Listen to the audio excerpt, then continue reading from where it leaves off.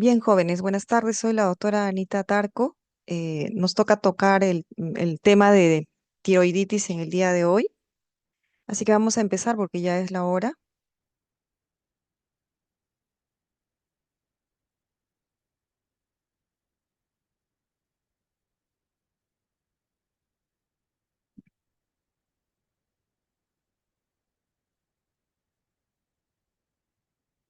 Bien, este es el índice de los temas a tratar.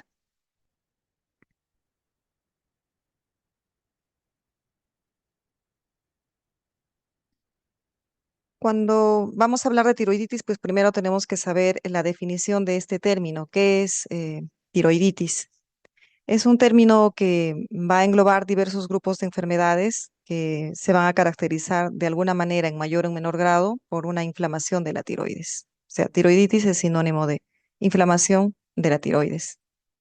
Y va a abarcar un grupo de trastornos que van a estar caracterizados por alguna forma de inflamación de la tiroides, sea afecciones que causen enfermedad aguda con dolor intenso de la tiroides, como es el caso de la tiroiditis subaguda o la tiroiditis infecciosa, o afecciones en las que no hay inflamación clínicamente evidente y la enfermedad se manifiesta principalmente por disfunción tiroidea o bocio. Tal es el caso de la tiroiditis indolora, la tiroiditis fibrosa de Riedel, entre otros. Entonces, vamos a clasificar la tiroiditis dependiendo de, sea de las manifestaciones clínicas, sea de la causa o sea del curso clínico. Van a haber distintas clasificaciones. Según la manifestación clínica de la presencia o ausencia de dolor, las tiroiditis pueden clasificarse en las que son dolorosas, con dolor tiroideo y sensibilidad. Y entre estas tenemos a la tiroiditis subaguda, que también se llama tiroiditis subaguda granulomatosa o tiroiditis subaguda no supurativa, o también se le conoce como tiroiditis de Kervain. Tenemos en segundo lugar la tiroiditis infecciosa, que puede ser aguda o crónica, la tiroiditis inducida por radiación y la tiroiditis inducida por palpación o trauma. Dentro del grupo de las tiroiditis no dolorosas, sin sensibilidad tiroidea, tenemos la tiroiditis no dolorosa como tal o tiroiditis silente, también conocida como tiroiditis linfocítica con hipertiroidismo de resolución espontánea o tiroiditis linfocítica subaguda. Creo que este último y el primero, tiroiditis silente o tiroiditis linfocítica subaguda, son los términos más frecuentes. Dentro de este grupo se puede especificar las que ocurren en el periodo posparto y que se llama tiroiditis posparto. O sea, la tiroiditis posparto es una tiroiditis silente, pero en el periodo posparto. También pueden darse las tiroiditis asociadas a medicamentos por el uso de interferón alfa, litio, interleuquina 2, inhibidores tirosinquinasa o inhibidores de los puntos de control inmunitario, que vamos a ver más adelante. Dentro del grupo de las tiroiditis no dolorosas también está la tiroiditis linfocítica crónica. Esta es la que de repente se ve más frecuentemente en la consulta médica. Su sinónimo es la tiroiditis de Hashimoto. Entonces, en el periodo posparto también puede haber una exacerbación de tiroiditis posparto en personas que ya tengan el diagnóstico de tiroiditis de Hashimoto. La tiroiditis fibrosa es otro tipo de tiroiditis no dolorosa. Sus sinónimos son la tiroiditis de Riedel o la tiroiditis invasiva. Y finalmente la tiroiditis asociada al uso de amiodarona. Entonces hemos visto la clasificación de las tiroiditis considerando los tipos considerando si hay dolor o no hay dolor, ¿no? Considerando la causa de las tiroiditis, estas pueden ser autoinmunes o linfocíticas, no autoinmunes y por fármacos. Las autoinmunes tenemos la tiroiditis de Hashimoto, la tiroiditis posparto, la tiroiditis silente.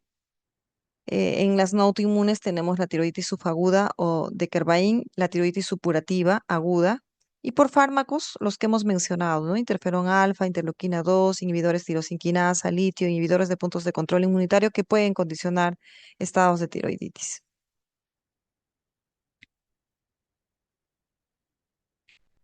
Y considerando su curso, las tiroiditis pueden clasificarse en agudas, subagudas y crónicas. Dentro de las agudas tenemos las ocasionadas por infecciones bacterianas como el estafilococo, el estreptococo, el enterobacter, infecciones micóticas como por el Aspergillus, Cándida, coccidioides, neumocistis.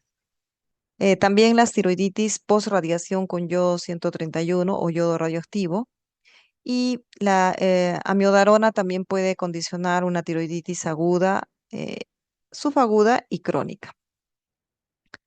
Dentro de las subagudas, también las causas pueden ser virales, como una tiroiditis granulomatosa, la tiroiditis silente, que incluye la tiroiditis postparto, y las ocasionadas por infecciones por micobacterias.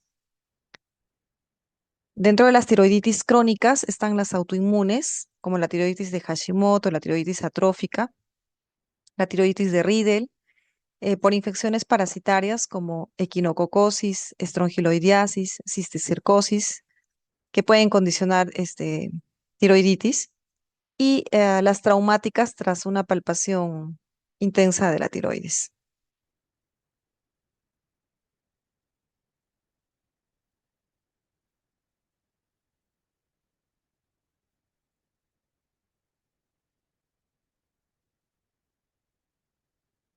Bueno, vamos a pasar a detallar cada uno de los tipos de tiroiditis. Vamos a empezar por la tiroiditis subaguda o tiroiditis granulomatosa. Esta tiene una prevalencia de 12.1 casos por 100.000 habitantes por año. La presentación tiene predominio estacional, principalmente en el verano. El grupo etario que se afecta de la tiroiditis subaguda suele ser entre los 30 a 50 años predominantemente. Como casi todas las enfermedades tiroideas, principalmente se da en el sexo femenino con una relación de mujeres a varones de 3 a 5 mujeres por un varón. La etiología es desconocida, se supone una etiología viral. Le precede una infección respiratoria alta entre 2 a 8 semanas previas a la presentación de la tiroiditis. eh, y está asociado al HLA-B35 en el 70% de los casos, pero no involucra autoinmunidad. Y las infecciones virales que pueden condicionar esta tiroiditis subaguda pueden ser por múltiples virus, como el virus de la gripe, el adenovirus, el ecovirus, el virus del SARS-CoV-2, el virus de la parotiditis, Coxsackie, entre otros. Esto nos lleva a plantearnos cómo es la patogénesis de la tiroiditis subaguda. Les había mencionado que la autoinmunidad no parece jugar un papel en primario en este trastorno, pero está fuertemente asociado con el HLA o antígeno leucocitario humano B35. Una hipótesis podría ser que el trastorno es el resultado de una infección eh, mm, viral subclínica que va a proporcionar un antígeno que puede ser de origen viral o puede ser resultante del daño inducido por el virus en el tejido del huésped,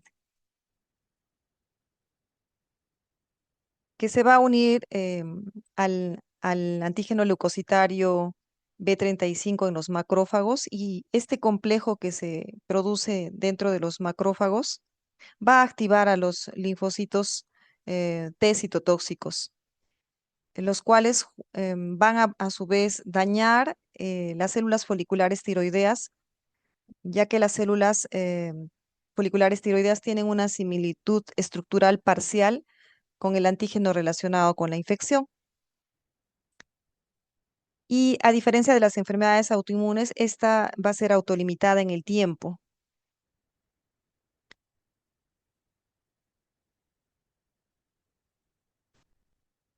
En esta lámina quería mostrarles que, por ejemplo, en las tiroiditis subagudas ocasionadas por el SARS-CoV-2, lo que se pudo encontrar es que hay dos mecanismos que podrían explicar los cambios en la glándula tiroidea y el eje hipotálamo hipoficiario.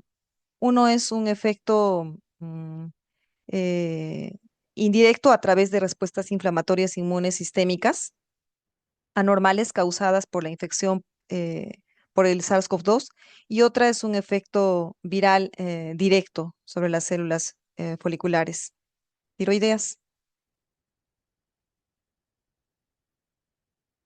En esta serie de casos que se publicaron de tiroiditis subaguda en relación a la infección por el SARS-CoV-2, este fue un estudio europeo en el que vemos 9 casos de pacientes con diferentes grupos etarios y vemos que todos los pacientes, excepto uno, son de sexo femenino, solo había uno varón.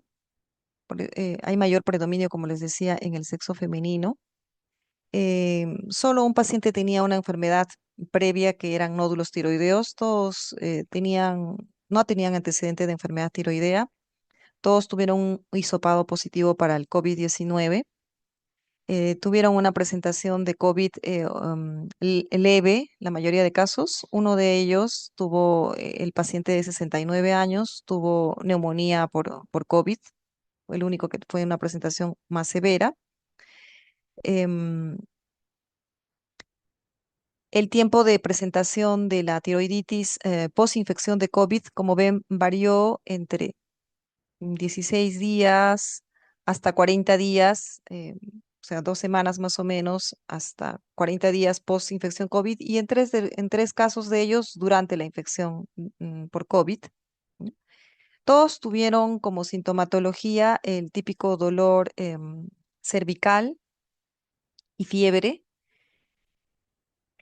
Recuerden que la tiroiditis subaguda es dolorosa y su perfil tiroideo, pues todos hicieron de inicio TSH suprimidas, como ven, 0.01, 0.08, 0.006, TSH suprimidas con T4 libre eh, fuera de rango altos, o sea, todos en hipertiroidismo.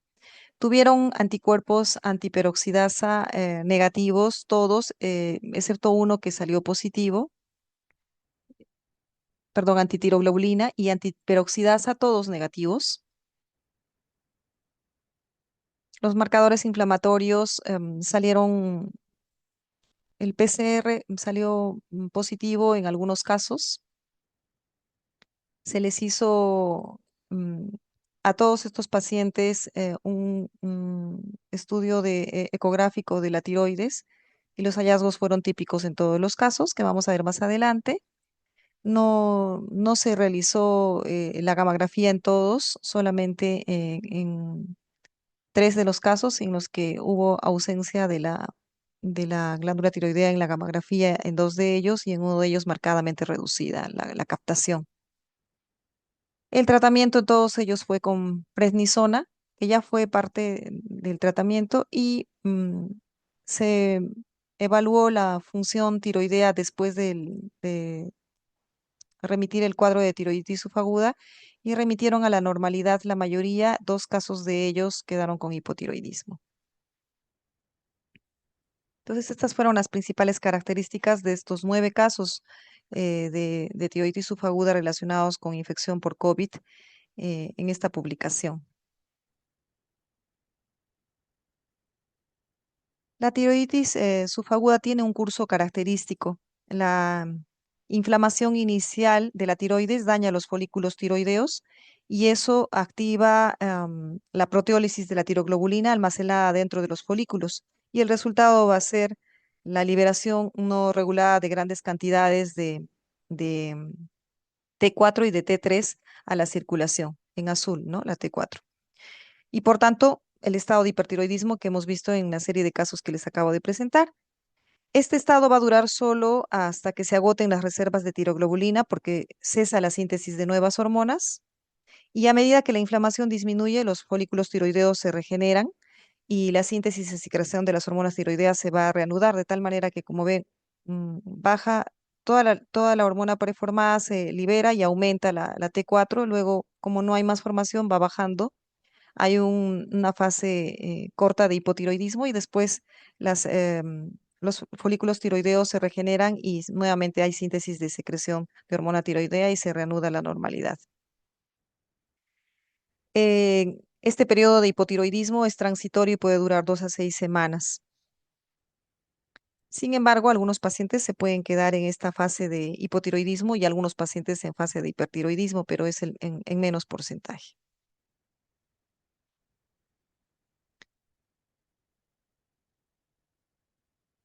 Bien,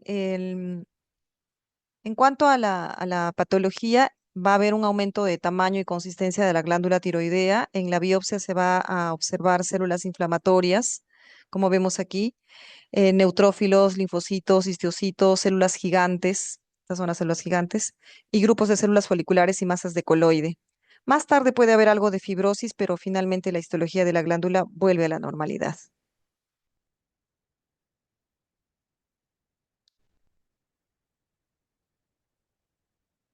Mm, puedo desaparecer esto.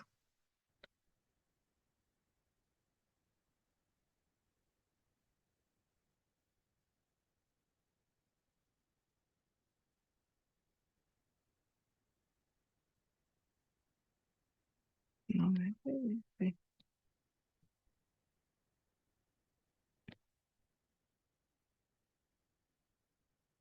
en cuanto al cuadro clínico de la tiroiditis subaguda, la mayoría tiene, como les había comentado, el periodo pseudovírico prodrómico con afección de las vías respiratorias superiores, fiebre, astenia, mialgias, malestar general. Es típico el dolor en la región cervical anterior que puede estar irradiado a todo el cuello, a la mandíbula, la parte superior del tórax y a los oídos. Es de aparición brusca, también puede ser progresivo. En el 50% de los casos existen síntomas y signos de hipertiroidismo que pueden durar 2 a 6 semanas. En esta fase se acompaña de un bocio doloroso, generalmente bilateral a la palpación y bueno, va eh, va a durar pocas semanas. Después se desarrolla una segunda fase de eutiroidismo y también es transitorio en la que desaparecen el dolor y la fiebre y luego una tercera fase de hipotiroidismo que puede durar de semanas hasta 6 hasta 12 meses. Más del 90% de los pacientes se va a recuperar al eutiroidismo, pero como hemos visto, a un pequeño porcentaje puede quedarse hipotiroideo o incluso hipertiroideo.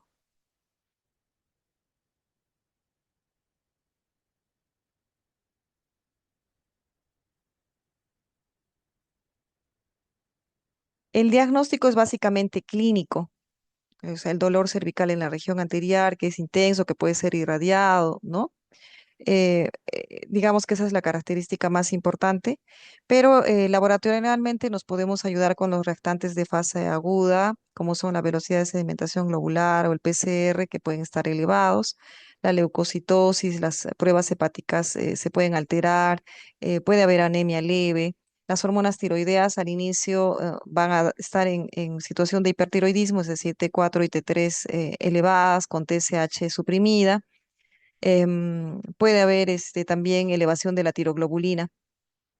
Los anticuerpos antitiroideos, tanto antitiroperoxidasa como antitiroglobulina, suelen ser indetectables y si es que son positivos, son a títulos bien bajos.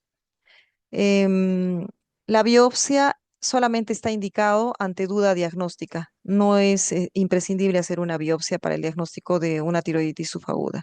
La clínica más los reactantes de fase aguda elevados, el hemograma con leucocitosis y un estado de hipertiroidismo con anticuerpos negativos podrían ser sugerentes. El dolor exquisito en el cuello es muy importante y la historia de que haya tenido una infección viral en los días o semanas previas es importante. El estudio ecográfico de la tiroides nos va a mostrar una glándula tiroidea de tamaño normal o discretamente aumentada, hipoecogénica de forma focal o difusa. Puede haber heterogeneidad ecográfica difusa con escasa vascularidad al Doppler. Si es que se realizara una gamografía, que no es imprescindible, la tiroides se va a mostrar hipocaptante. Como vemos aquí, la captación de la sustancia radiactiva solamente está en glándulas salivales.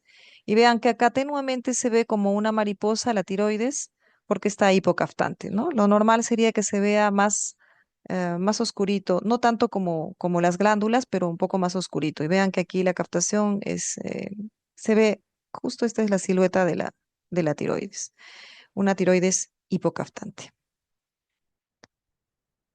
En cuanto al pronóstico, el 95% de los pacientes cura completamente en 6 a 12 meses, 2% de los casos puede recidivar y menos del 5% desarrolla un hipotiroidismo definitivo. Debemos hacer el diagnóstico diferencial de la tiroiditis subaguda con una tiroiditis supurada, que también se va a caracterizar por dolor cervical en la región anterior, pero en este caso no va a haber compromiso de la función tiroidea, como vamos a ver más adelante. Con el sangrado de un nódulo tiroideo, en estos casos también el tiempo de presentación es abrupto, el sangrado de un nódulo tiroideo es abrupto, el crecimiento de un lóbulo tiroideo si se produce en el lado derecho, en el lado izquierdo, se va a dar de manera abrupta y va a producir dolor también, justamente por el crecimiento abrupto, pero no se va a acompañar de compromiso de la función tiroidea ni de signos de flogosis que pudiera, ni signos inflamatorios que pudieran hacernos sospechar de una tiroiditis supurada. Se va a diferenciar de la tiroiditis subaguda básicamente en que no hay compromiso de la función tiroidea. Eventualmente se tiene que hacer el diagnóstico diferencial con la enfermedad de Graves que se presentara con dolor tiroideo. No es lo habitual que una enfermedad de Graves se presente con dolor. Y ocasionalmente la tiroiditis de Hashimoto se presenta también con dolor tiroideo, sobre todo en la fase de hipertiroidismo, pero eso también es poco frecuente. En cuanto al tratamiento, la tiroiditis subaguda merece un tratamiento sintomático nada más. Se debe manejar el dolor, que puede utilizarse si el dolor es leve, el ácido acetil salicílico, 500 miligramos cada 6 a 8 horas, o algún otro antiinflamatorio no esteroideo como el ibuprofeno, 600 miligramos cada 8 horas. Si el dolor es intenso o está durando más de 3 a 4 días, se puede administrar prednisona entre 30 a 60 miligramos por día en una pauta decreciente en 5 a 10 miligramos por semana hasta suspender el tratamiento durante 6 a 8 semanas. Si hubiera recurrencia del dolor, habría que aumentar nuevamente la dosis de la prednisona a la dosis inicial por 2 semanas y nuevamente intentar la reducción progresiva semanal.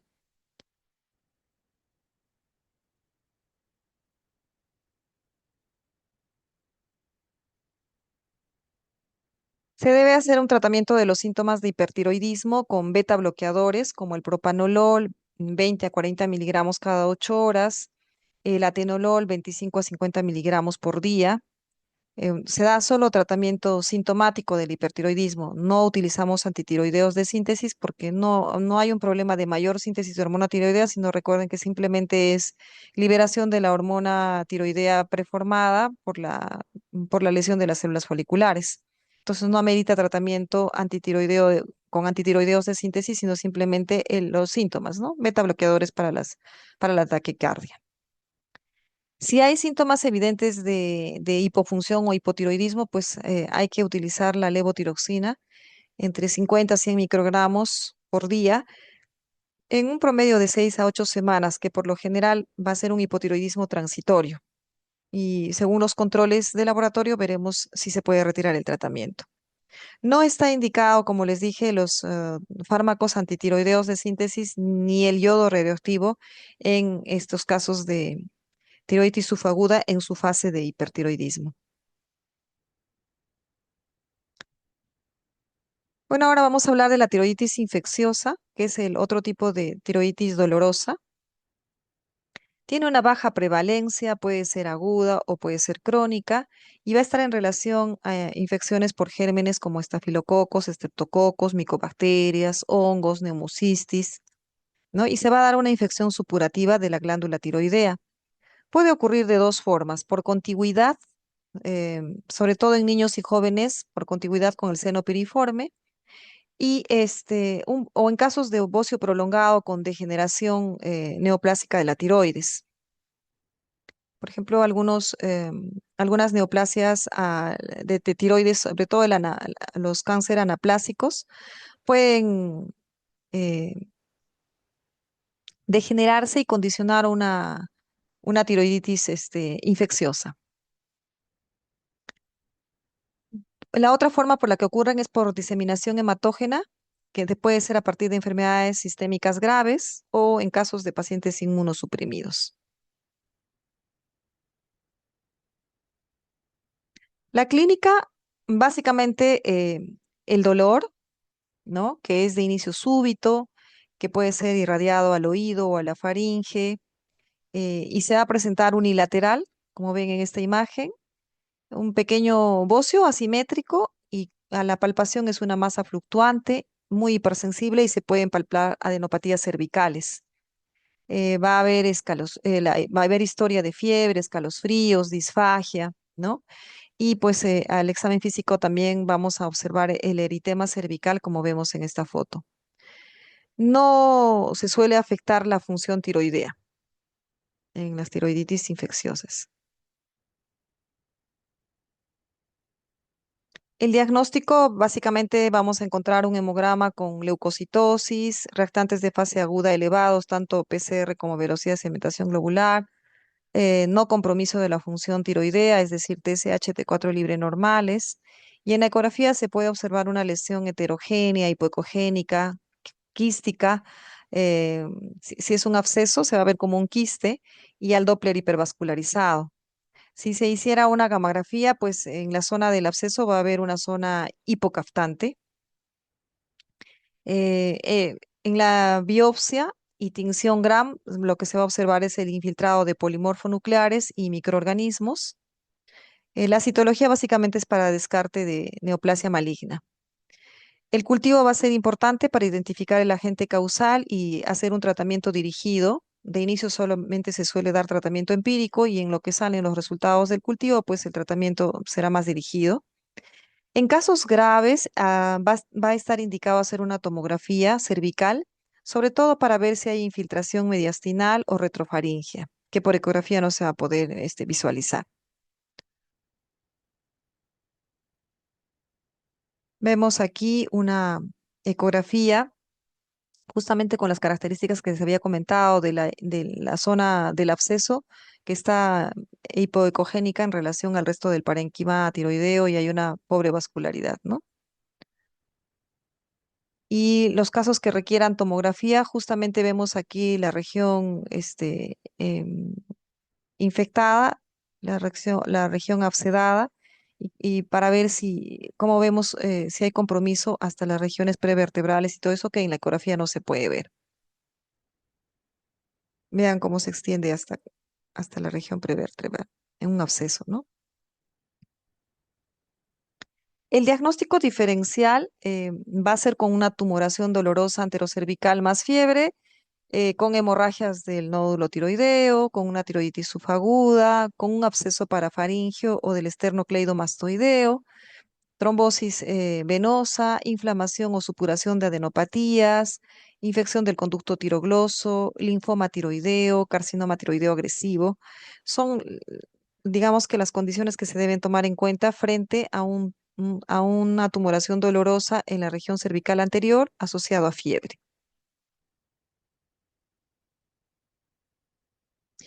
¿Qué tratamiento vamos a indicar? Bueno, el tratamiento antibiótico que debe ser endovenoso, se debe hacer un inicio precoz. Con el GRAM podríamos tener una idea y luego según el antibiograma, ¿no?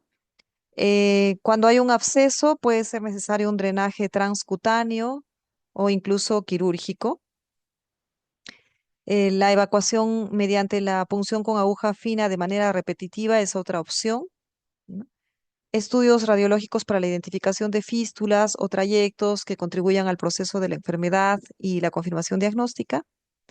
Eh, la tiroides infecciosa se caracteriza por tener una evolución rápida y si estamos con el antibiótico correcto, pues la curación es pronta y sin secuelas.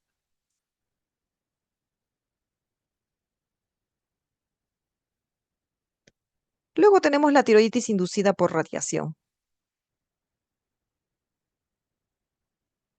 Esta se caracteriza también por dolor tiroideo, pero que se presenta justo 5 a 10 días post tratamiento con yodo radioactivo.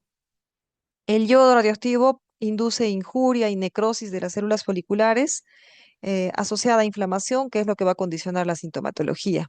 Los síntomas suelen ser moderados y autolimitados, disminuyen espontáneamente en un promedio de una semana o menos.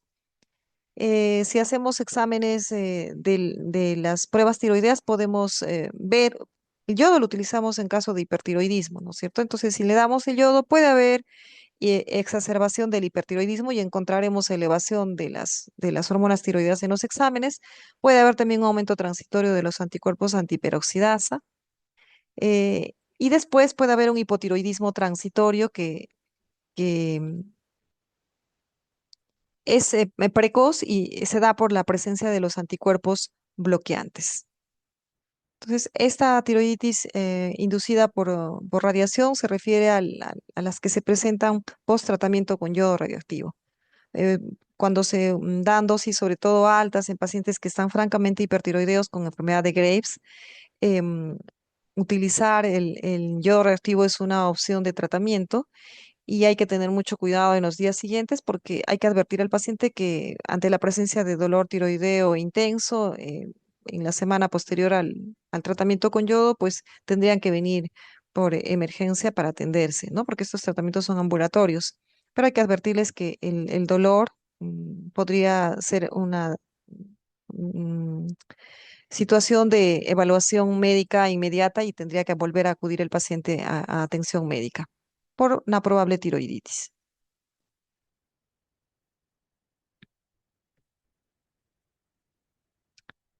Otra tiroiditis dolorosa es la inducida por trauma. Esta se da ante la palpación vigorosa de la tiroides. Cuando somos muy torpes palpando la tiroides, podemos generar un estado de tiroiditis. Puede ser también durante la manipulación por biopsia o cirugía tiroidea, especialmente la paratiroidea. En el afán de sacar solo paratiroides se puede manipular mucho la tiroides y eso también puede generar una tiroiditis. O puede ser por un traumatismo en un accidente de tránsito por la presión que produce el cinturón de seguridad en la región tiroidea. Entonces, la presentación clínica va a ser una vez más el dolor cervical en la región anterior, que es transitorio. Puede haber exámenes de laboratorio sugerentes de hipertiroidismo que va a ser transitorio, aunque por lo general hay mínimas alteraciones funcionales.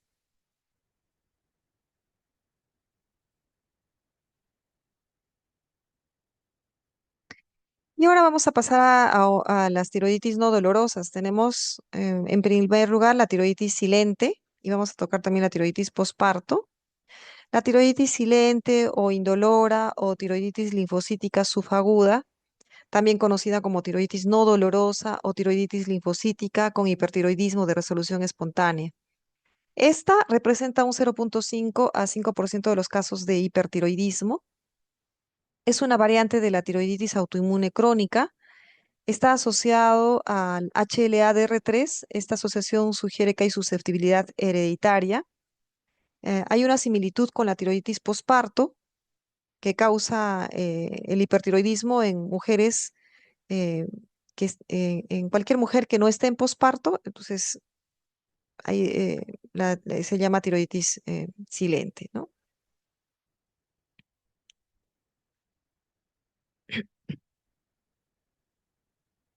En cuanto a la patogénesis de la tiroiditis silente, los factores postulados para iniciar la tiroiditis indolora incluyen el consumo excesivo de yodo y varias citoquinas.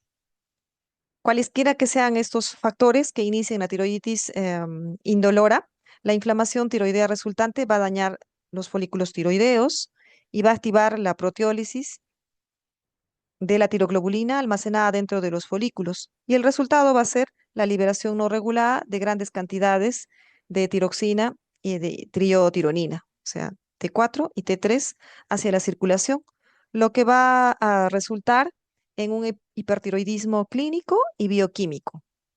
Este estado va a durar solo hasta que se agoten las reservas de tiroglobulina, porque cesa la síntesis de nuevas hormonas, no solo por el daño de las células foliculares de la tiroides, sino también por inhibición de la secreción de la TSH, por las altas concentraciones de T4 y de T3.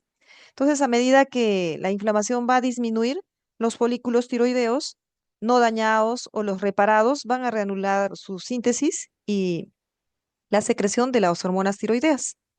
Entonces, puede haber un periodo transitorio de hipotiroidismo y aumento de la secreción de TSH antes de que la secreción tiroidea vuelva a lo normal. En una minoría de los pacientes, el daño de la tiroides es suficiente para provocar un hipotiroidismo permanente, pero la mayoría es transitorio, solo se da hasta que los folículos tiroideos no dañados o los reparados reanuden su función de síntesis y de secreción de hormona tiroidea.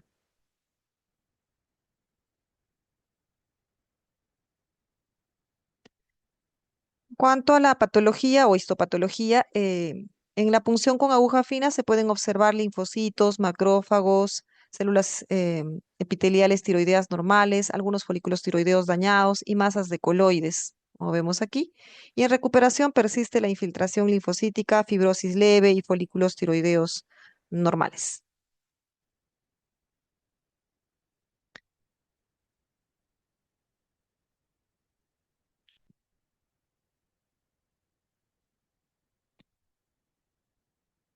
En cuanto al cuadro clínico,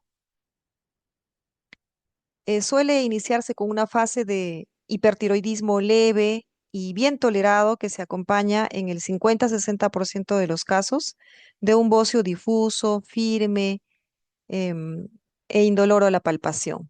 Y tras esta fase autolimitada que va a durar entre 1 y 8 semanas, un tercio de los pacientes pueden presentar hipotiroidismo transitorio, que suele tener mayor relevancia clínica y dura entre 2 hasta 16 semanas hasta la recuperación final. La duración de la enfermedad hasta el retorno del eutiroidismo, es decir, hasta la normalidad, suele ser de un año. Se va a caracterizar por un discreto bocio difuso, a veces de consistencia ligeramente aumentada, sin dolor. 10% pueden presentar episodios recurrentes del proceso y 50% desarrollan una tiroiditis crónica con hipotiroidismo permanente.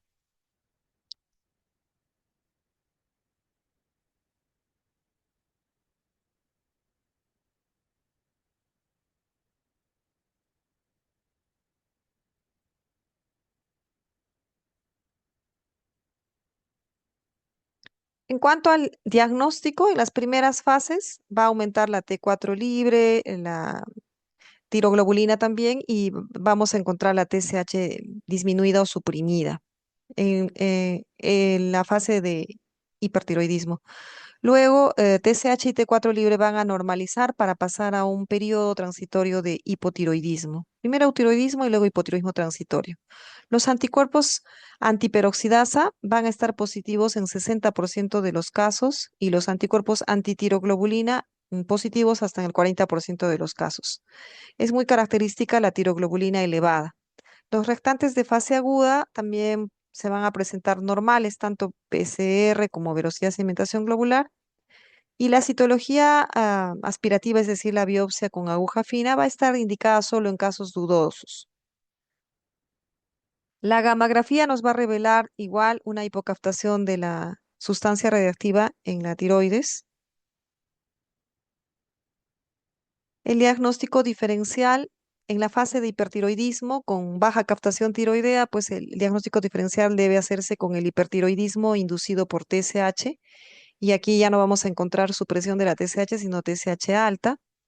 En el producido por yodo, ¿no?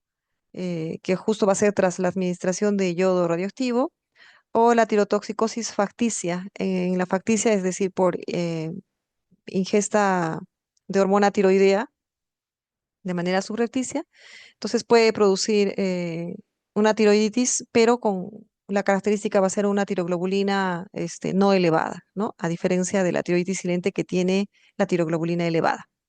Y en la fase de hipotiroidismo hay que hacer el diagnóstico diferencial con la tiroiditis subaguda.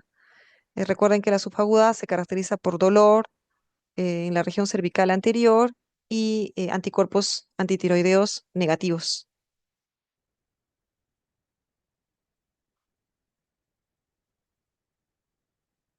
El pronóstico de la tiroiditis silente presenta recurrencias, en especial en su forma posparto, hasta en el 70% de los casos. La mayoría de los pacientes recuperan la función tiroidea normal de forma definitiva en más o menos un año. La evolución a hipotiroidismo definitivo se puede dar en 50% de los casos y la persistencia de un bocio normofuncionante también. Se quedan con la tiroides agrandada, pero con función tiroidea normal. En la mayoría de los casos, el tratamiento no precisa de, de medicamentos en la fase de hipertiroidismo, porque es una fase corta y transitoria, pero cuando mm, hay mucha sintomatología del hipertiroidismo, como son las palpitaciones, la taquicardia o el temblor, puede hacerse necesario la administración de los beta bloqueadores como propanolol o atenolol. Propanolol entre 40 a 120 miligramos por día y el atenolol entre 50 miligramos por día. Si hay hipotiroidismo clínico, se debe utilizar la levotiroxina como tratamiento sustitutivo por el tiempo que dure, que va a ser entre 6 a 12 meses, y se suspenderá posteriormente para valorar si ya remitió el hipotiroidismo o se queda con hipotiroidismo definitivo. Es decir, vamos entre 6 a 12 meses, vamos haciendo los controles. Al año se puede suspender el tratamiento y ver qué pasa, ¿no? Y se valora en 4 semanas nuevamente la función tiroidea. Si se ha reanudado la función tiroidea, pues todo bien, pero si vuelve a presentar valores de TSH elevadas con T4 bajas, pues estamos frente a un hipotiroidismo definitivo y tendrá que recibir tratamiento de manera permanente. No está indicado el tratamiento con antitiroideos de síntesis.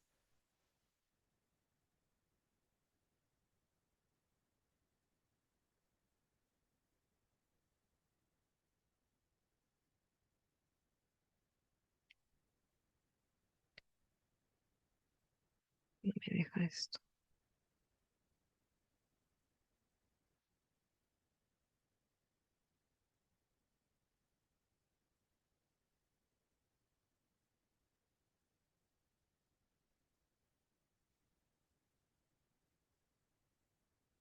La tiroiditis posparto es una variante de la tiroiditis silente. Tiene una prevalencia de 7 a 8% y se da en las mujeres dentro del año posparto, ¿no? O también puede ser pos un aborto inducido o espontáneo. Entonces es importante, frente a una tiroiditis silente, preguntar el antecedente de un aborto, sea inducido o espontáneo, en el último año, que podríamos estar en ese tiempo para una tiroiditis posparto. La patogénesis y el cuadro clínico son exactamente lo mismo que hemos descrito en la tiroiditis silente. Es una tiroiditis destructiva por mecanismo autoinmune. Entonces, el cuadro clínico va a ser semejante porque ya habíamos comentado que se va a dar el daño de los folículos tiroideos, la proteólisis de la tiroglobulina, la liberación eh, no regulada de las hormonas tiroideas que van a condicionar el cuadro de hipertiroidismo, ¿no? Transitorio. Se puede encontrar anticuerpos antiperoxidasa elevados en el embarazo temprano y en el posparto inmediato. Cuando ya tenemos antecedente de otras enfermedades autoinmunes o diabetes tipo 1, hay un riesgo 2 a 3 veces superior de que se dé una tiroiditis posparto. Entonces, en pacientes que ya tienen otras enfermedades autoinmunes, sobre todo las reumatológicas, o en pacientes que tienen diabetes tipo 1, hay que considerar en el periodo posparto que se podría dar este cuadro. En los casos de tiroiditis posparto hay un mayor riesgo de enfermedad tiroidea permanente, es decir, que se queden hipotiroideos de manera permanente. El curso es característico, como habíamos comentado, de la fase inicial de hipertiroidismo por la liberación de las hormonas tiroideas por el daño de los folículos tiroideos y en lo que se termina estas hormonas tiroideas preformadas en liberar, se va a entrar a una fase cortita de eutiroidismo, que luego finalmente, como no hay más producción, al hipotiroidismo. Y finalmente, cuando las células foliculares dañadas se regeneran o las no dañadas recobran su función, vamos a empezar a tener nuevamente la cantidad de hormona tiroidea en rango normal. Entonces, tenemos la fase de hipertiroidismo, hipotiroidismo y recuperación típica de la tiroiditis silente y la tiroiditis posparto. En cuanto al cuadro clínico, tiene una evolución clásica, como les decimos, en 20 a 30% de los casos de hipertiroidismo pasa a hipotiroidismo y a recuperación. El hipertiroidismo puede iniciar 1 a 4 meses posparto, durar 2 a 8 semanas, luego pasar a hipotiroidismo que inicia 4 a 8 meses posparto y dura 2 a 6 semanas, y finalmente 80% en un año habrá recuperado a la normalidad. Otro curso puede ser en un 20 a 40% de los casos que presentan solo fase hipertiroidea que inicia 1 a 6 meses posparto y dura 1 a 2 meses. Y un 40 a 50% de los casos puede presentar solo la fase hipotiroidea, que inicia durante 2 a 6 meses posparto y va a durar 4 a 6 meses.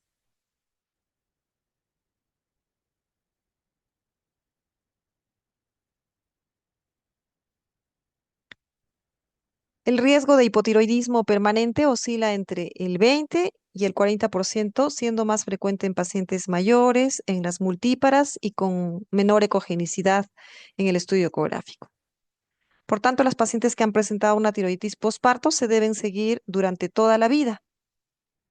Y lo que se recomienda en este seguimiento es determinar TSH, T4 libre y anticuerpos antiperoxidasa en el posparto de los pacientes con enfermedad tiroidea autoinmune conocida y en pacientes con depresión posparto.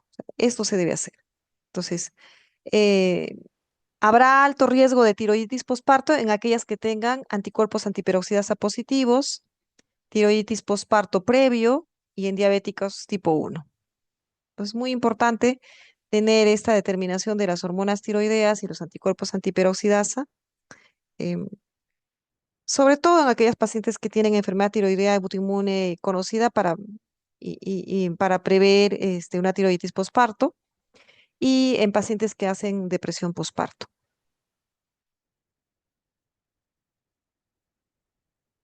El hipotiroidismo puede tener como única manifestación la depresión, entonces por eso es importante tomarlo en cuenta.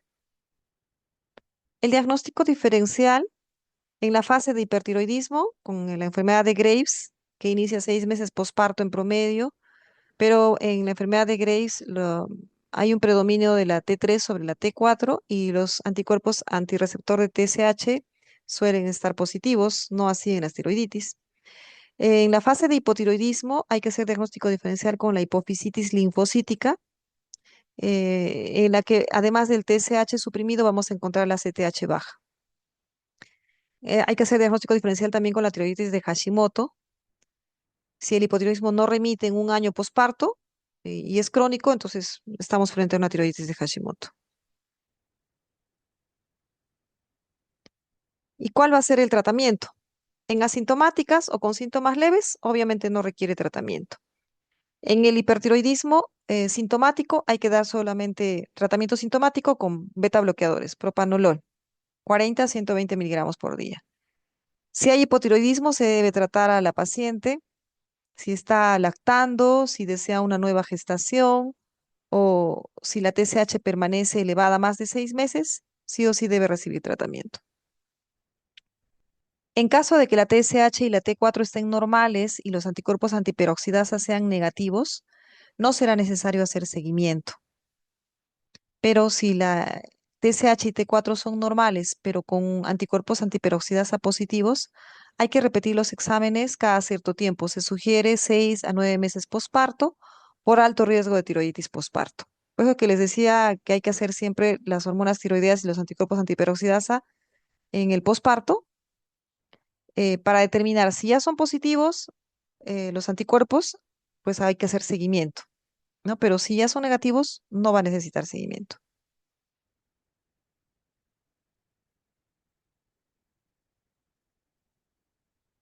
La tiroiditis linfocítica crónica es la que nos toca ahora tratar.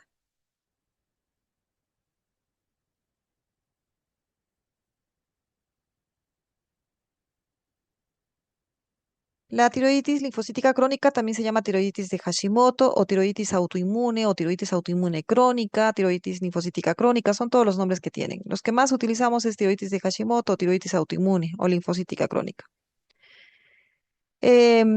Esta enfermedad fue caracterizada por primera vez por los años 1912 por Hashimoto, quien la describió como un bocio con intensa infiltración linfocitaria y de ahí viene su nombre, ¿no? De tiroides de Hashimoto.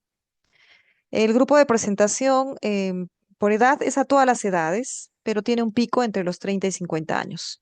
Pero sí es cierto que podemos encontrar tiroides de Hashimoto desde niños hasta adultos mayores.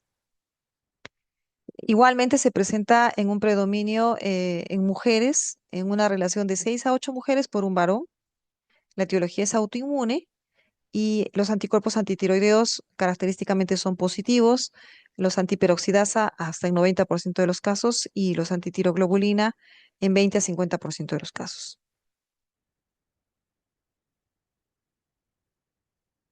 En cuanto a la patogénesis, vamos a ver pues que las células B del tejido tiroideo de los pacientes con tiroiditis de Hashimoto se activan, como lo indica su capacidad para secretar anticuerpos tiroideos espontáneamente in vitro. Entonces, estas células B activadas van a secretar los anticuerpos, las células T activadas en pacientes con tiroides de Hashimoto van a reaccionar con los antígenos tiroideos em, y péptidos derivados de estos antígenos.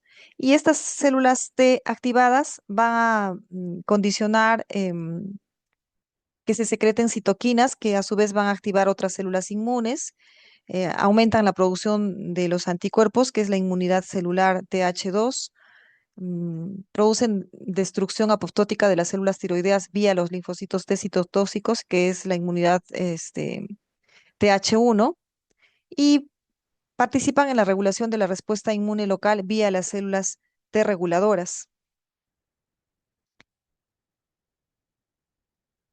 Se han propuesto varios mecanismos para la patogénesis de la tiroiditis de Hashimoto, y estas incluyen el mimetismo molecular, la activación de espectadores, la célula tiroidea expresa un antígeno HLA y la activación de la apoptosis de las células tiroideas por una interacción Fas ligando Fas. Entonces, estos son los mecanismos por los cuales se va a producir la injuria de los tirocitos.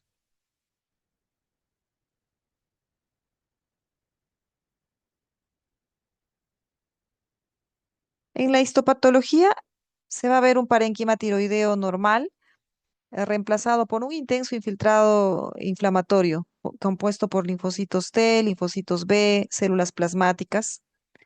em, Como vemos aquí, folículos germinales linfoides, reacción fibrótica, destrucción de folículos tiroideos, material coloide.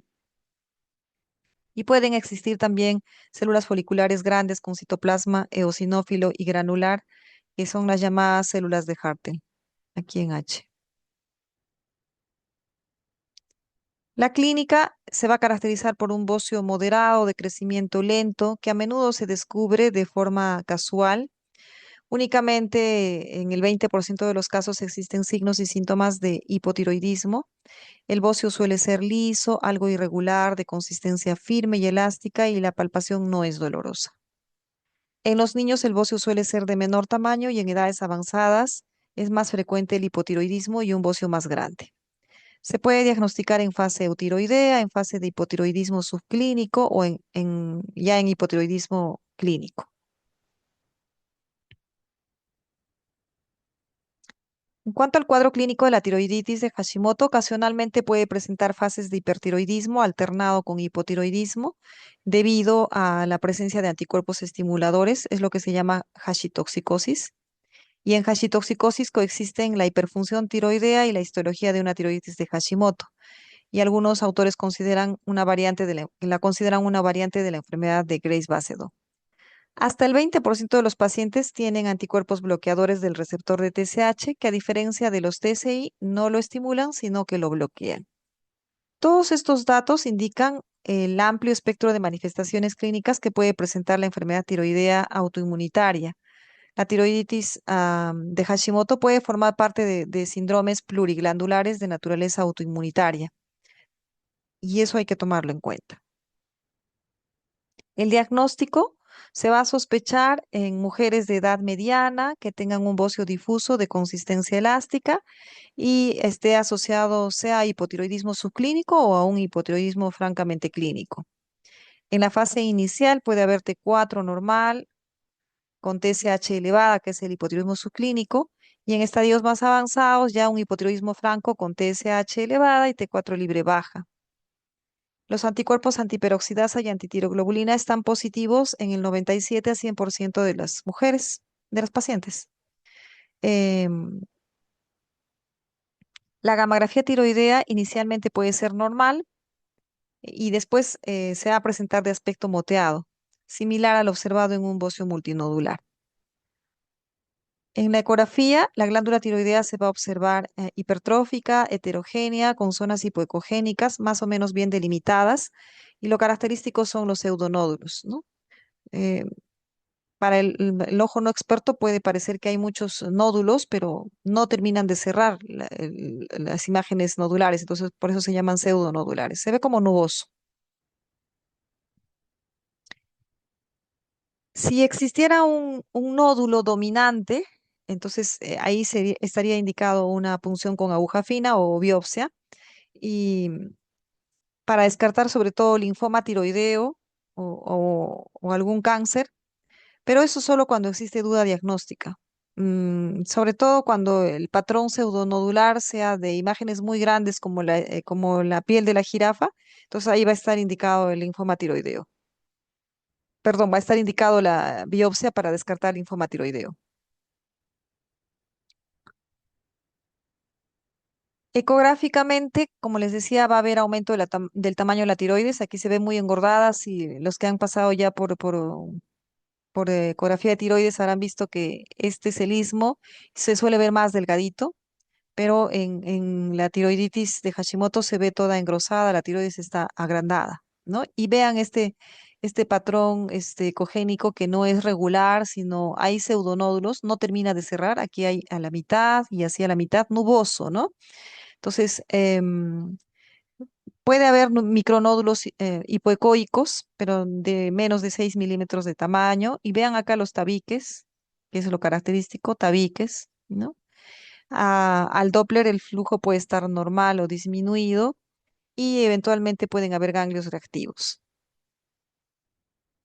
En cuanto al tratamiento, la tiroiditis de Hashimoto mm,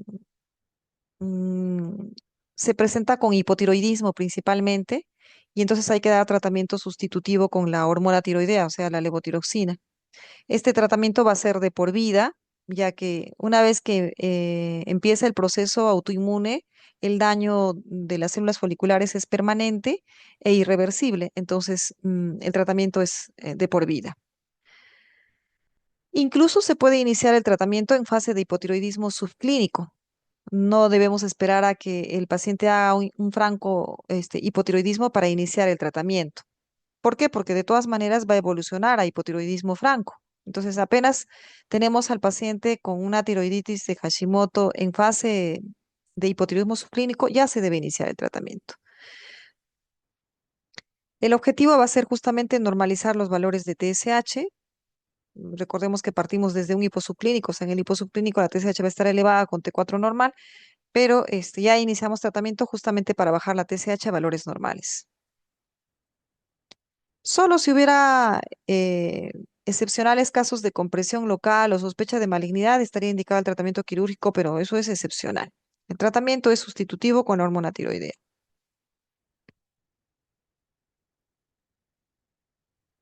La tiroiditis fibrosa es otra tiroiditis no dolorosa que vamos a tratar. La tiroiditis fibrosa de Riedel, también conocida como tiroiditis invasiva o tiroiditis fibrosa invasiva o tiroiditis leñosa, tiene una incidencia de 1 en 100.000 personas por año, y en series quirúrgicas 0,06 a 0,3%. También predomina en mujeres en relación a los varones, 4 mujeres por un varón. La edad de inicio es entre los 30 y 60 años de edad. La etiología es desconocida. Puede ser la manifestación de una fibrosis multifocal idiopática, es decir, ocurrir con otras condiciones fibrosantes, como la fibrosis retroperitoneal, la mediostenitis fibrosante, o la fibrosis lacrimal, o la fibrosis orbital, o pseudotumor, o colangitis esclerosante. También puede ser la localización tiroidea de un proceso generalizado, como es la enfermedad sistémica relacionada a la IgG4. La clínica va a tener un bocio de crecimiento lento, insidioso, pétreo, leñoso, fijo a los planos profundos. Progresivamente aparecen síntomas de compresión y de infiltración de las estructuras adyacentes como disnea, estridor, disfonía, disfagia, en la medida que va comprometiendo más los tejidos adyacentes, ¿no? Al principio, la función tiroidea suele ser normal, pero a medida que la glándula es invadida por el tejido fibroso, se va a desarrollar el hipotiroidismo. En cuanto a la histopatología en fases tempranas, la tiroiditis de Riedel se caracteriza por un intenso infiltrado de linfocitos, células plasmáticas, neutrófilos y eosinófilos, pero en etapas avanzadas ya va a haber una infiltración de la tiroides con tejido fibroso, como lo vemos aquí en rosado, denso y alinizado, que contiene pocos linfocitos, células plasmáticas y eosinófilos y casi ningún folículo tiroideo, como vemos acá, que ya no hay folículos tiroideos. Entonces, solamente hay el infiltrado de linfocitos por estas zonas, pero ya ven que toda esta parte rosada es el tejido fibroso yalinizado. La fibrosis se extiende más allá de la tiroides hacia el tejido adiposo, hacia los músculos, nervios, vasos, glándulas paratiroides, tráquea, esófago, y los planos tisulares están obliterados. El diagnóstico se va a ser en base al cuadro clínico que hemos descrito, la función tiroidea, como les dije, de inicio normal y en estadios avanzados el hipotiroidismo por la infiltración del tejido fibroso en la tiroides. La velocidad de sedimentación globular normal o elevada. La paratormona puede estar baja, puede haber hipocalcemia si es que llega hasta la región paratiroidea el compromiso de la fibrosis y los anticuerpos antiperoxidasa son positivos. En la ecografía lo que se va a observar es una extensa fibrosis, la glándula hipoecoica difusa e hipovascularizada. Y el diagnóstico definitivo va a ser por biopsia abierta o en cuña que decimos, ¿no? El diagnóstico diferencial de fibrosis en la tiroides, pues puede ser la tiroides de Hashimoto en su variante fibrosante, la variante infiltrante del cáncer papilar de tiroides, que no se extiende más allá de la tiroides, y la variante paucicelular del cáncer anaplásico de tiroides, que presenta células fusiformes en vasos sanguíneos con marcadores de inmunohistoquímica típicos. El tratamiento de la tiroiditis de Riedel, al ser esta una enfermedad lentamente progresiva, puede estabilizarse o retroceder espontáneamente. La mortalidad se atribuye a la neumonía recurrente debido a la compresión bronquial y disnea. Si hay síntomas compresivos intensos, pues se debe hacer una cirugía de descompresión. Si existe hipotiroidismo, hay que dar ya tratamiento sustitutivo con levotiroxina porque las células foliculares se van a ir reemplazando por tejido fibroso, entonces el tratamiento va a ser con levotiroxina. No existen ensayos clínicos sobre la eficacia del tratamiento médico para la tiroiditis de Riedel debido a la rareza de esta afección. Hay reporte de casos que han mejorado con glucocorticoides o con tamoxifeno o con rituximab o con micofenolato, pero son reporte de casos, o sea, ni siquiera serie de casos. La radioterapia estaría indicada en casos refractarios. Y finalmente vamos a ver las tiroiditis inducidas por drogas.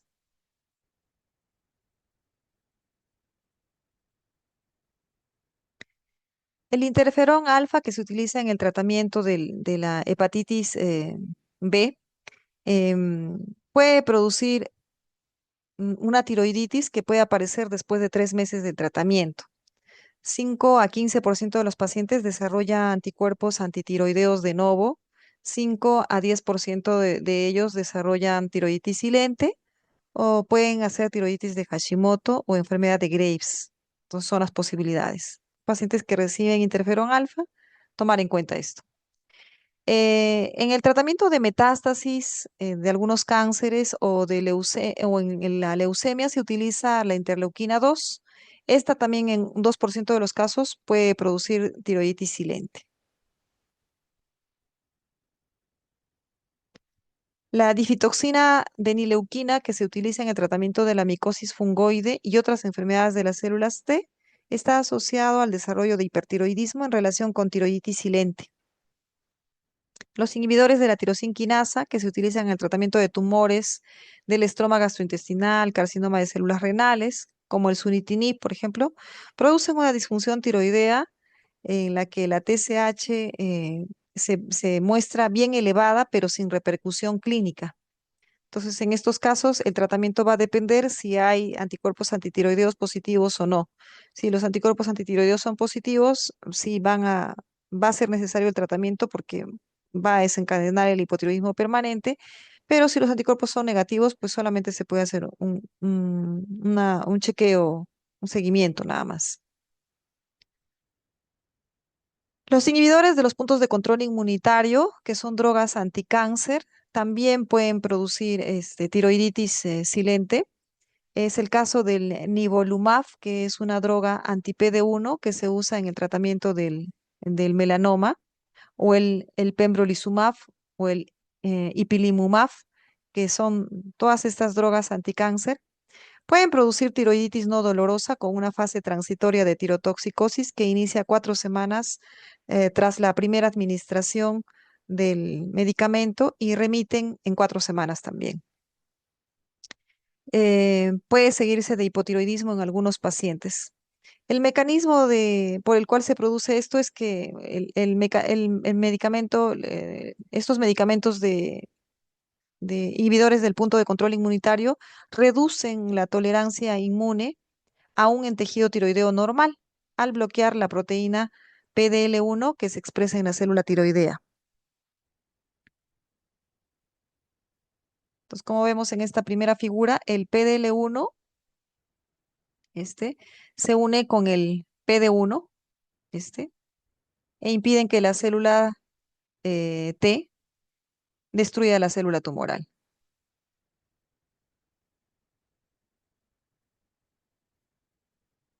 Entonces, el bloqueo de este PDL1 o del PD1 ya no permite esta unión y permite que la célula T pueda destruir la célula tumoral.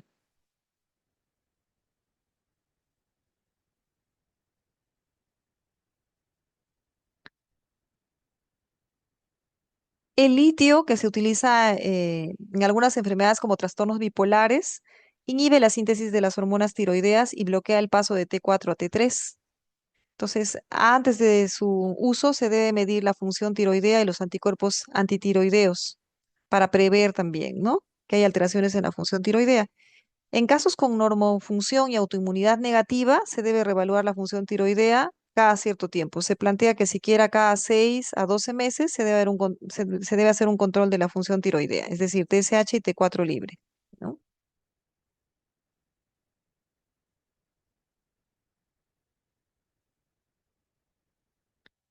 El uso de litio va a estar asociado a bocio en el 50% de los casos.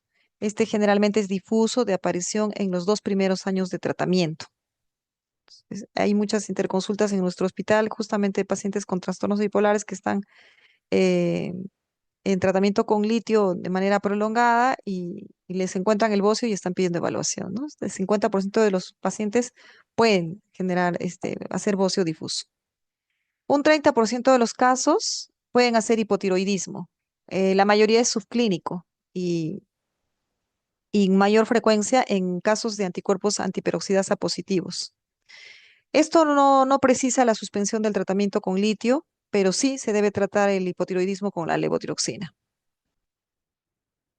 También se puede dar hipertiroidismo por el uso de litio, sobre todo por tiroiditis subaguda, aunque se han descrito algunos casos de enfermedad de Graves, pero el litio está relacionado también a tiroiditis subaguda.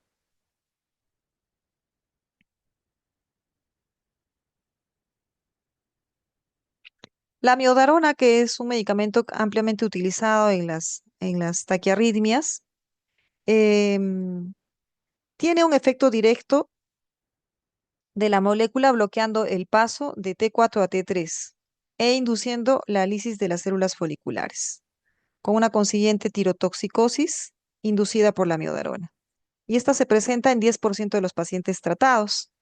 Entonces, recuerden que la miodarona es una droga que contiene yodo.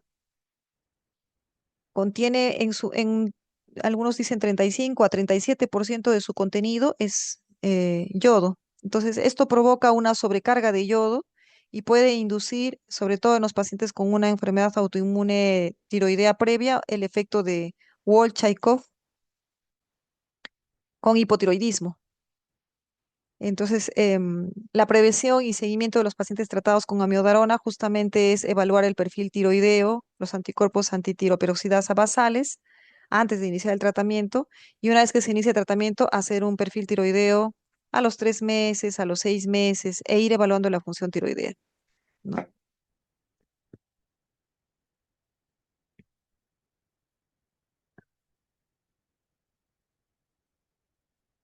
¿A qué se refiere, perdón, a qué se refiere el efecto de Wall-Chaikov? Esto lo han hecho en fisiología.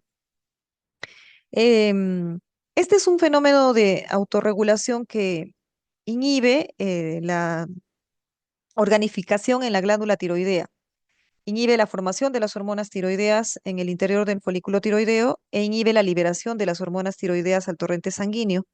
Y esto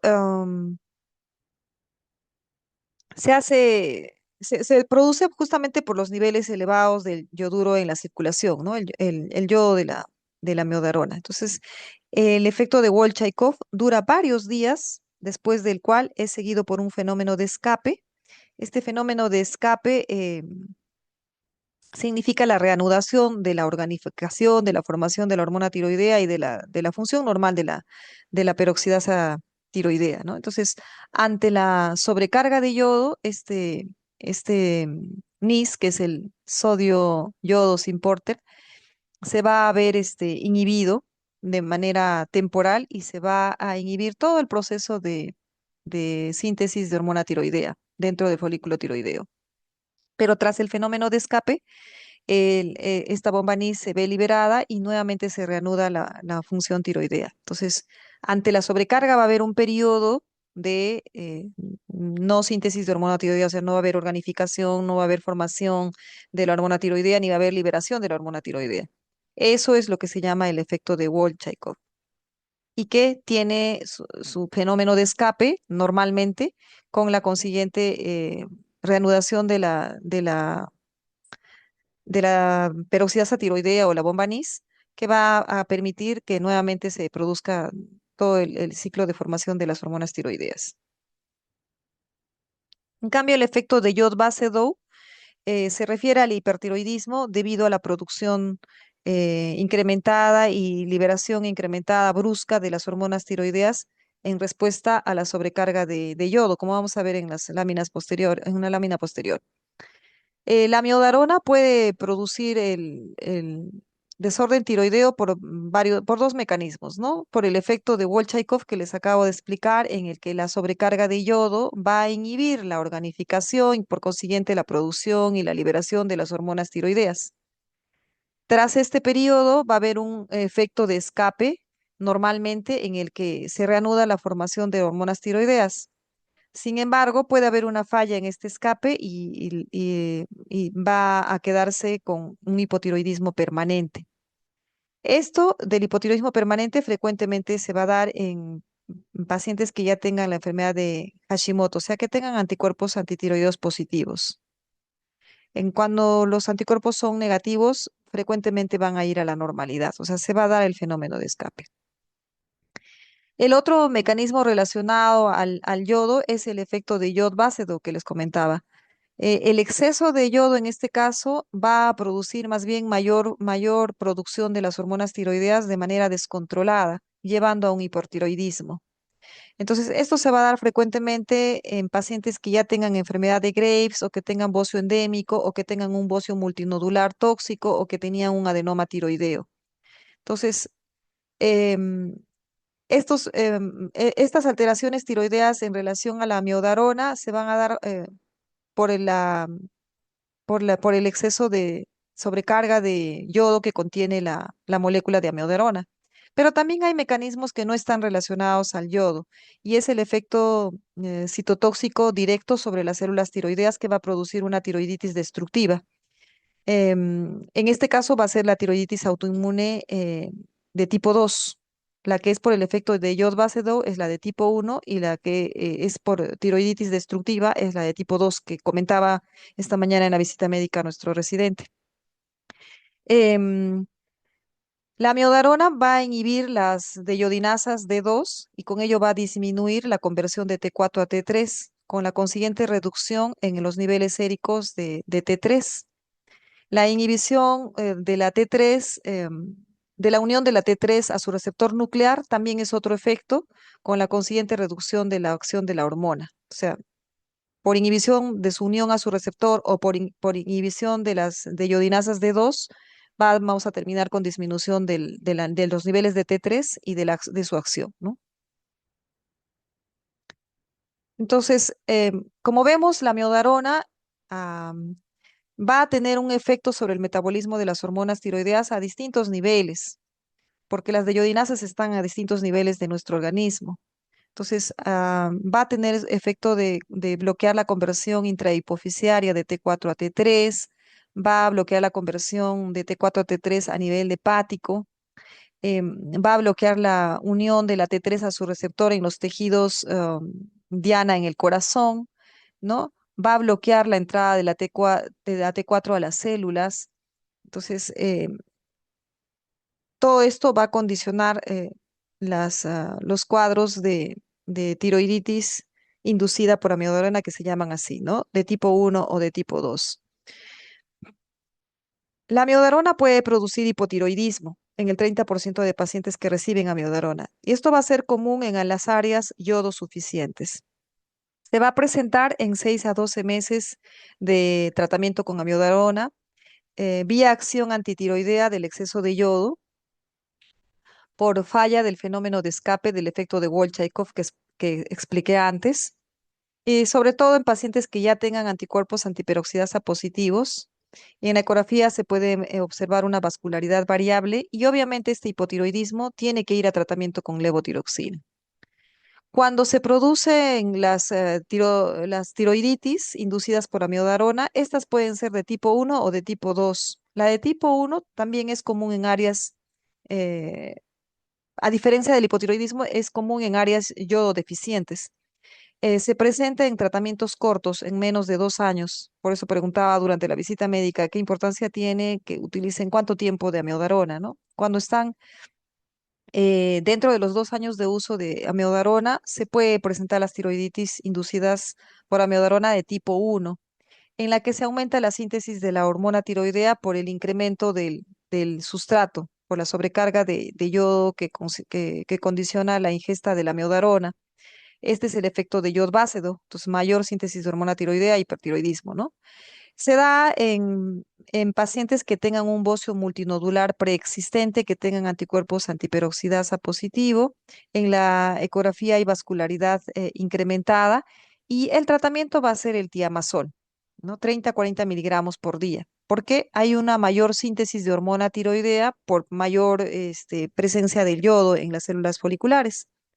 Se recomienda retirar la amiodarona si fuera posible o cambiar por otro tipo de tratamiento, ¿no? Y en casos refractarios está indicado la tiroidectomía. En cambio, la tiroiditis inducida por amiodarona de tipo 2 se va a presentar sobre todo en pacientes que tengan más de 2 años de uso de amiodarona y en este caso la tiroiditis se produce por un exceso de liberación de T4 y de T3 por destrucción de las células foliculares. Es una tiroiditis destructiva por el efecto citotóxico directo que habíamos comentado en la lámina anterior. Aquí no hay enfermedad tiroidea subyacente, no hay anticuerpos antitiroideos presentes y al ecodoppler la vascularidad es ausente. Como no hay mayor producción de hormonas tiroideas, el tratamiento no es con antitiroideos de síntesis, sino más bien con corticoides por su efecto antiinflamatorio, porque esta es una tiroiditis por destrucción. Entonces, el tratamiento es con prednisona entre 30 a 40 miligramos por día. No es imprescindible el retiro de la miodarona a diferencia de la tipo 1 y en casos refractarios también está indicado la tiroidectomía. Creo que con eso terminamos. Bueno, este es un cuadro de pacientes que toman amiodarona que nos indican que 10 a 20% de los pacientes van a tener TSH elevada, T4 libre baja, em, y van a ir a hipotiroidismo inducido por amiodarona. El tratamiento, ya les dije, levotiroxina y bueno, seguimiento.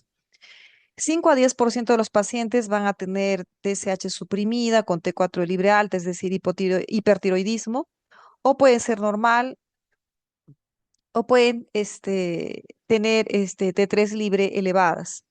Entonces, va a ser un hipertiroidismo inducido por amiodarona o tiroiditis inducida por amiodarona, y dependiendo si hay enfermedad tiroidea subyacente, si hay bocio, si hay nódulos, si hay enfermedad de Graves, la vascularidad, si está incrementada o no en la glándula tiroidea, pues vamos a irnos a la tiroiditis inducida por amiodarona tipo 1 o a la TIA tipo 2. La tipo 1, como habíamos visto, va a ser un hipertiroidismo por incremento de la producción de hormona tiroidea, y entonces va a estar indicado los antitiroideos de síntesis como el tiamazol y el seguimiento. Y por eso es que se recomienda el retiro, si es posible, de la miodarona para poder dejar de dar tratamiento. Y en la de tipo 2, como el efecto es por citotoxicidad de las células foliculares y hay destrucción de estas, el tratamiento es antiinflamatorio con dosis altas de corticoides como la prednisona a 40 miligramos, y hacer el seguimiento, ¿no? Em, Se puede considerar tratamiento quirúrgico en casos que sean refractarios, en ambos casos. Entonces, en conclusión, estos son cuadros que nos dan el resumen de todos los tipos de tiroiditis que hemos comentado, eh, las diferencias que hay entre ellas, la tiroiditis infecciosa que tiene su pico entre los 20 y 40 años y también en niños por por la anatomía que tienen los niños, la subaguda que es más frecuente entre los 20 y 60 años, la silente que se puede presentar a todas las edades, pero con picos entre los 30 y 40 años, igual que la posparto, en edad fértil, la tiroides de Hashimoto a todas las edades, la tiroides de Riedel entre los 30 y 60, en realidad en edades mayores. Siempre el predominio en mujeres frente a varones, en casi todos los tipos de tiroiditis, excepto la infecciosa, que van de uno a uno, ¿no? La tiroides silente, la tiroides silente, la tiroides posparto, la tiroides de Hashimoto, que tienen una causa autoinmune, ¿no? Mientras que la tiroides subaguda probablemente sea postviral. Em, la presencia de anticuerpos antiperoxidasa, que es un examen que siempre hacemos, que va a estar negativo en las infecciosas, negativo o a títulos bajos positiva en la subaguda, y a títulos altos en la tiroides silente, posparto, en la tiroides de Hashimoto, ¿no? La velocidad de sedimentación globular, que va a estar particularmente elevada en la infecciosa y en la subaguda, normal en el resto de tiroiditis, ¿no? Y bueno, la captación de yodo, que es variable en la infecciosa y que va a estar reducida en las tiroiditis subagudas, silente, posparto, y en la tiroiditis de Hashimoto. En este otro cuadro vemos también las diferencias entre los diferentes tipos de tiroiditis y las características clínicas. Veamos que la tiroiditis de Hashimoto, la tiroiditis subaguda, la tiroiditis silente tienen este curso de tiroiditis, de tirotoxicosis seguida de hipotiroidismo, ¿no? La tiroiditis posparto, la tiroiditis silente, la tiroiditis subaguda comparten esa característica. La tiroiditis de Hashimoto va principalmente con hipotiroidismo, algunos pueden ir con una tirotoxicosis inicial. La tiroiditis inducida por radiación no da compromiso de la función. Perdón, la tiroiditis inducida por radiación puede producir un hipotiroidismo leve a veces, ocasionalmente la tiroides es dolorosa. Y vemos en cuanto a la tiroides inducida por drogas, va a depender de qué tipo de droga, pero la mayoría van con hipotiroidismo y ocasionalmente con tirotoxicosis. En cuanto a la duración y resolución, en el hipotiroidismo por tiroiditis de Hashimoto ya sabemos que este es permanente y que el tratamiento va a ser de por vida. En la tiroiditis subaguda, la resolución a la función normal es lo frecuente, principalmente al año, año y medio de enfermedad. 5% nada más pueden ir al hipotiroidismo permanente. En el caso de la tiroiditis silente, igual, como también con la tiroiditis posparto, que comparten esta posibilidad, pero tienen un mayor porcentaje de hasta 20% de hacer hipotiroidismo permanente, a diferencia de la tiroiditis subaguda. Las tiroides inducidas por drogas generalmente van a darse mientras se utiliza la droga y generalmente van a remitir a su retiro. La tiroiditis inducida por radiación, la tirotoxicosis es transitoria y usualmente el hipotiroidismo va a ser permanente, ¿no? Por radiación. En la tiroiditis supurativa, en la tiroiditis aguda, la resolución del tratamiento de la causa infecciosa va a ser en lo que termine la enfermedad, ¿no? Muy bien, creo que con eso hemos terminado, jóvenes. Espero que haya sido de vuestra comprensión cada uno de estos temas que hemos tratado dentro de tiroiditis. Es un tema bastante amplio, pero que hemos tratado de dar las características típicas de cada uno para que puedan diferenciar una de otra eh, a la hora de revisarlas.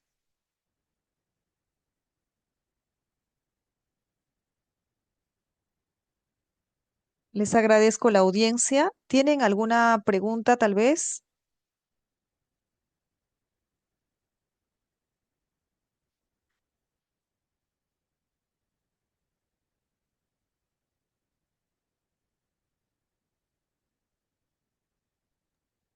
Doctora, tengo una Sí. consulta, por favor. Ujú, En los pacientes que cursan con el hipotiroidismo, que puede ser transitorio y ujú. remitir en el tiempo, en aquellos pacientes en los que no sucede, ¿hay características en común o de la única persona del artículo que nos comentó que haya, por así decirlo, favorecido que no revierta el hipotiroidismo?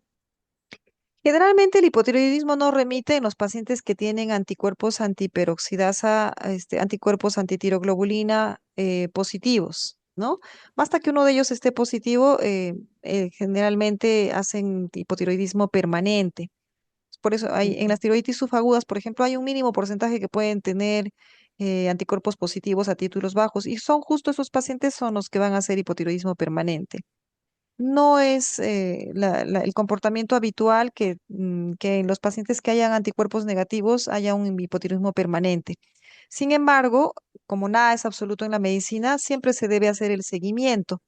Y el seguimiento, ya si ya tenemos el paciente con anticuerpos negativos y estamos con hipotiroidismo y estamos en tratamiento, damos el tratamiento por 6 a 12 meses y vamos haciendo controles mensuales o bimensuales de las hormonas tiroideas TSH y T4 libre para ver si en el tiempo si tus resultados salen como que cada vez al nivel superior la T4 vas bajando dosis, ¿no?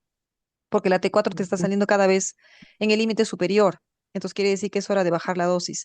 Si en el transcurso de los 6 a 12 meses vas bajando la dosis a la dosis mínima, que es 25, entonces a los 12 meses tú puedes hacer la prueba de suspender tratamiento y en un mes, ¿qué pasa con la TSH y T4? Si ya te viene normal, es porque ya no necesita, ya remitió el hipotiroidismo, pero si de nuevo te viene con una TSH elevada y T4 libre bajas, es porque el hipotiroidismo se ha quedado permanente y el tratamiento debe ser permanente.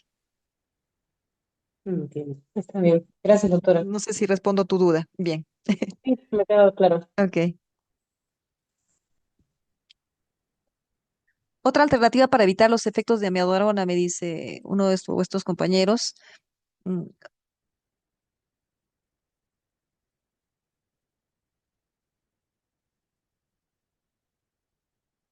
En realidad hay algunas taquiarritmias que ameritan el uso de amiodorona sí o sí, ¿no? Pero hay algunas arritmias que se pueden resolver con otro tipo de antiarrítmicos. Entonces, si el paciente ya tiene un bocio, por ejemplo, ¿no? Generalmente estas arritmias que van con reversión a la amiodarona son en emergencia, ¿no? Entran con taquiarritmias severas y lo primero que hacen es ponerle la amiodarona en ampollas.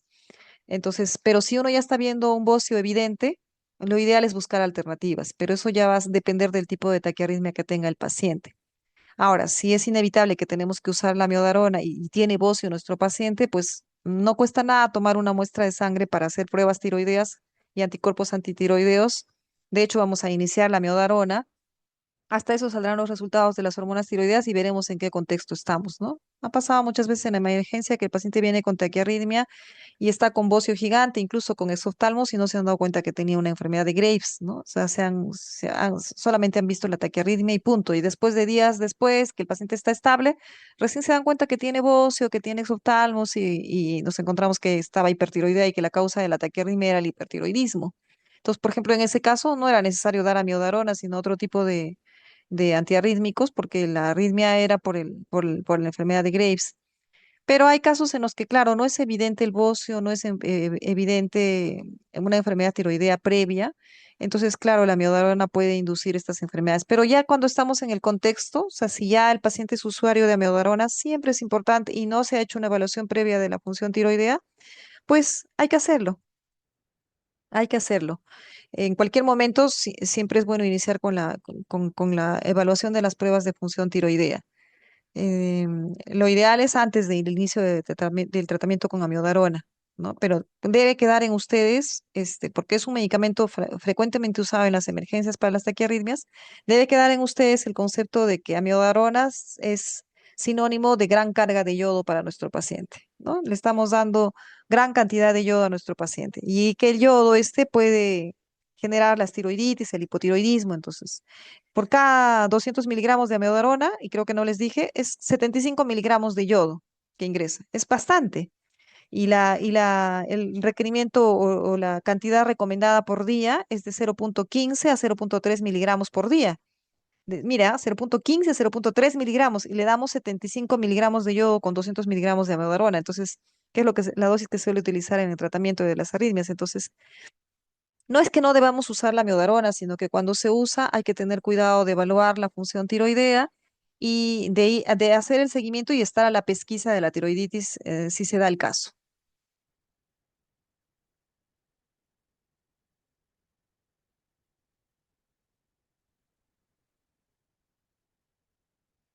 Me preguntan por qué se produce la tiroiditis posparto.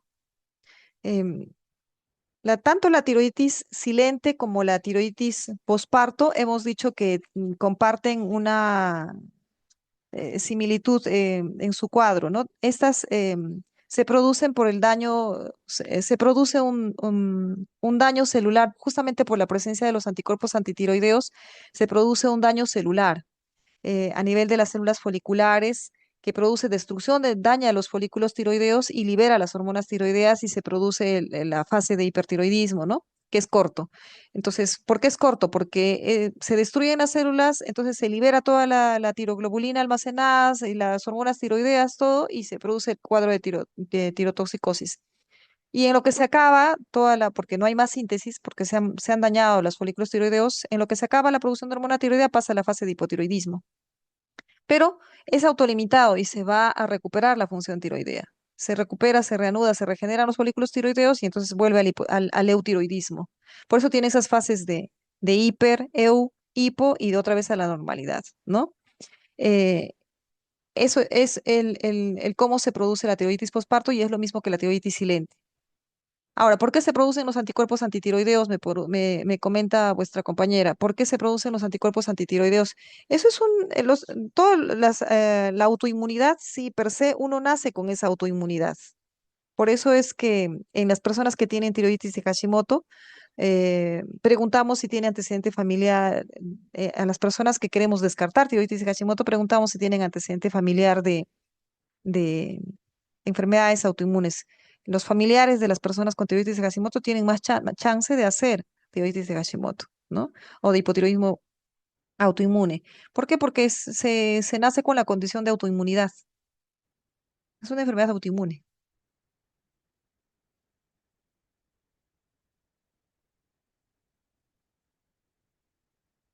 Ah, no sé si hay más preguntas en el chat. Voy a revisar, a ver, déjenme ver. Creo que no hay más. Creo que he respondido todo, ¿no? O alguien se ha quedado sin su... ¿La tiroides de Hashimoto podría predisponer al linfoma? No, no, al linfoma no. Son enfermedades parecidas en las imágenes ecográficas, pero no es que esta predisponga al linfoma, sino imagínense la cantidad de linfoma que tendríamos, porque la tiroides de Hashimoto es una enfermedad bien frecuente. La principal causa de hipotiroidismo en nuestro medio es la tiroides de Hashimoto.